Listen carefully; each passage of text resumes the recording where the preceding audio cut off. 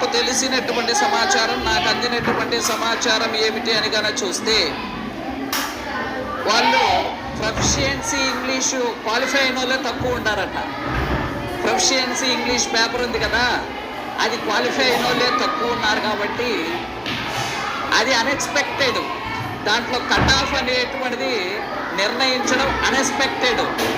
ఎందుకంటే నీ ఆప్షనల్ పేపర్లో నీకు బాగా వచ్చుండొచ్చు, 80 వచ్చుండొచ్చు. ఆడ నువ్వు క్వాలిఫై కాకపోతే ప్రొఫిషియన్సీ టెస్ట్లో ఆ 80 మార్కులు కూడా దాంట్లో ఏమనదు. ఒక వ్యక్తికి ఓన్లీ క్వాలిఫై ఉండొచ్చు, లేకపోతే 55, 60 వచ్చుండొచ్చు.